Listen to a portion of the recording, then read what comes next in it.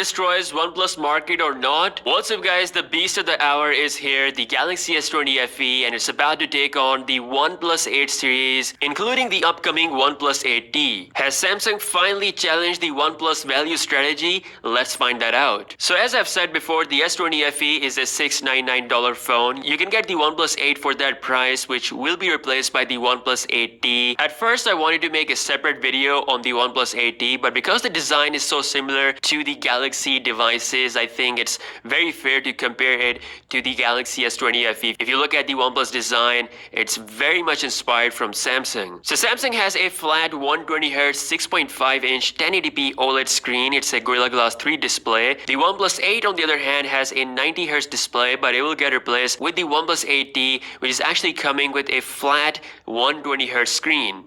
OnePlus has officially confirmed this via their trailer, and they also confirmed it to The Verge that the OnePlus 8T is indeed rocking a flat 120Hz display. It's going to be a full HD plus screen, very color accurate. OnePlus says that they have received A+ rating from Display Made. It's also likely to be Gorilla Glass 6 protected versus the Gorilla Glass 3 on the S20 FE. So I think the OnePlus takes the cake for a overall better display. One of the reasons why the Galaxy S20 FE costs less is because it's using a rigid OLED display. A rigid OLED display is cheaper, hence you see a bit of bezel on the side, but overall it's a nice display. I just think that the OnePlus will do a better job with the 8T. Now we have heard that there will be no 8T Pro model, so the only Pro model is the OnePlus 8 Pro. It costs more than $850 depending on your market, and understandably its premium, has this curved edge. Now as I've said, OnePlus has taken a lot of inspiration from Samsung lately. The OnePlus 8T closely resembles the Samsung design moves with the camera on the side and the boxy look.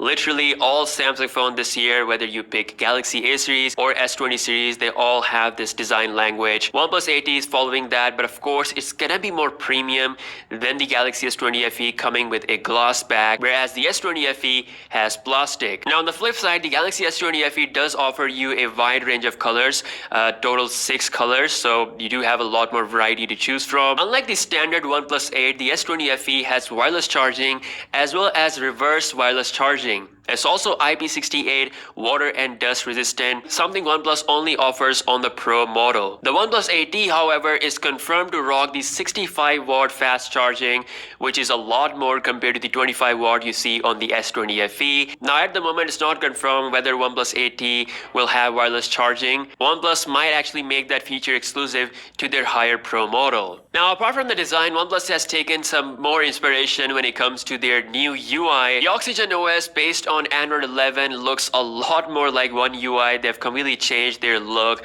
It's looking less and less like stock Android, which I used to love about OnePlus phone, but that is completely changed. Some people like it, some people don't. It's a personal preference. I personally don't like this change. I wish they stayed the same because that is something that made them unique. Samsung on the other hand has Android 10 based on One UI 2.5 on the S20 FE, but it will be receiving the Android 11 update in the coming months based on One UI 3.0. Both phones will offer 3 years of software updates, so when it comes to the longevity of a device, Samsung has finally matched OnePlus software update schedule. The S20 FE packs the same camera setup as the S20 devices minus the 64 megapixel telephoto lens that is trickled down to 8 megapixel. The OnePlus 8T, however, might actually pack 4 cameras on the back with a similar camera setup as the Pro lineup, but with the additional macro sensor. Both phones can shoot 4K videos up to 60 frames per second with both front and back cameras. I think both smartphones will deliver very well in this area. You can't go wrong